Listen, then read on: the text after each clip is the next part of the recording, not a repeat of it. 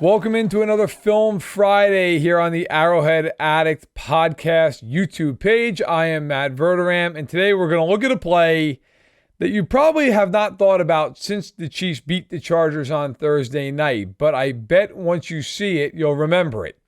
This is a play in the fourth quarter. The Chiefs are trying to salt the game away. They're up 24-17 with just over 6 minutes to go. They have a 3rd and 6 on their own 35-yard line. Now, if they pick up a first down, they can at least run a few more minutes off the clock. And if they get points on this drive, the game's over. Of course, as it turns out, they did not get points on this drive, but the defense held. The Chiefs got a field goal a couple minutes later, and the rest is history. But what I want to look at here is the offense, because the offense struggled against the Chargers, right? Only scored 20 points. Really had a tough time getting anything going consistently. They had 2 big plays, one with Justin Watson and one with Clyde Edwards-Helaire, but that was about it in this game, save for a little play here, a little play there.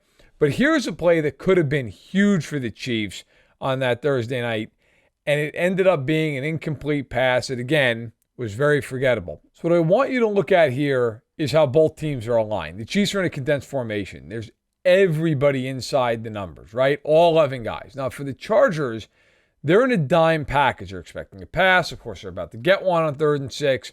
But what's also notable is on the Chargers' right side of the defense, across from Orlando Brown and Joe Thuney, you got Khalil Mack out wide, and then you've got Joey Bosa inside of him. The Chargers are going to give their best look. They've got 5 guys across the line of scrimmage. They're trying to get single looks all the way across. So you can't double Mack and you can't double Bosa. Now, the Chiefs have McKinnon in the backfield, so he can help block.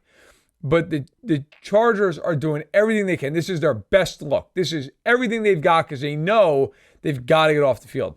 For the Chiefs, you've got Marquez Valdes-Scantling on the backside, one-on-one against Asante Samuel. Okay, he's the only guy on the left side of the formation. On the right side, the Chiefs, again, tight trips. You've got Kelsey at the end of the line of scrimmage, and then you've got Juju Smith-Schuster, and then off to the absolute wide end of the formation, you have McCole Hardman. Now, on this play, okay, we're going to run it here. And you're going to see Mahomes is going to get to the top of his drop right at the 25-yard line. Okay, so now we're going to stop here. Here's a very, very good look at what's happening. Mahomes has a great pocket. The Chiefs did a great job of blocking this up. Thuney took care of Bosa. Orlando Brown is widening out Mack. The interior of the offensive line, as per its usual, is right at the line of scrimmage. So Mahomes has a good pocket. Hardman is coming across the field here at the 37-yard line. He's running a drag. He is wide open. Okay, the Chargers are in single high, but by and large underneath are in man-to-man principles. And Hardman's going underneath this cluster of guys at about the 40-yard line.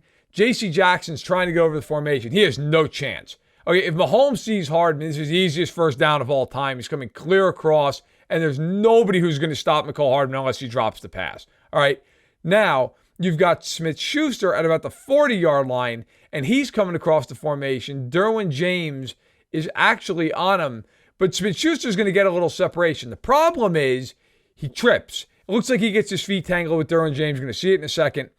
But I want you to focus on the bottom of the screen. Kelsey, who's turning right now at the 39-yard line, is about to come wide open. And how open? I mean so open that if he gets the ball thrown to him, he might score. At the bare minimum, he's probably 40, 50 yards down the field. Okay, you're going to see why in a second. But the ball is going to eventually go to Scantling, who's up top by himself, going one-on-one against Asante Samuel. I get why Mahomes is looking there. Okay, it's a shot play. Scantling's a burner. He's got a lot of size on Samuel, who's a smaller corner. It's a one-on-one. I get it. I understand Mahomes' thought process. But if we roll the play here just a bit, you're going to see why it's not a good decision. So here's where he's throwing the ball. Look at Travis Kelsey at the 42-yard line. Okay, there is nobody near him. And Mahomes had time in the pocket. He could have even slipped out to the right if he wanted to, but he didn't have to. Hardman, like I said, is coming clean across. And McKinnon has slipped out of the protection, okay, because he didn't have anybody to block. He's wide open for a dump off. He would have had a good shot at picking up the first down, although they're not guaranteed. But the ball instead goes to Scantling, okay, down the left sideline. There's no shot on this play. First of all, it's not a good throw. Second of all, Scantling would have, if it was a good throw, he would have had to basically go up and use his size on Samuels. He could have, but the throw's 5 yards over his head. So if we run it here a little bit more, you're going to watch Kelce at the bottom of the screen just throw his hands up in the air and jump. Look at how open Kelce is. I don't bring this play up to denigrate Mahomes. Look, he might have had one read here where he just said, look, I feel good about this, and if he makes a better throw, maybe he gets a good result. He's got the size advantage. It's man on man. I understand why he took a shot. My point is this. This is an offense with a lot of new moving parts.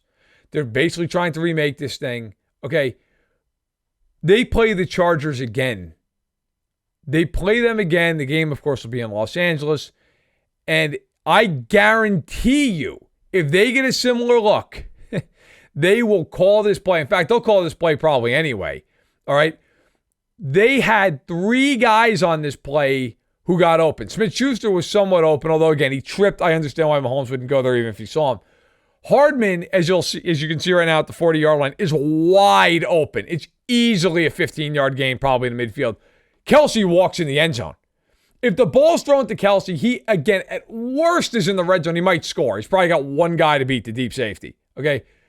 The point is, even though the Chiefs struggled on Thursday night offensively, A, they got the win, which is the most important thing, but B, there were a lot of plays, maybe not this stark, there were a lot of plays left on the field by the offense.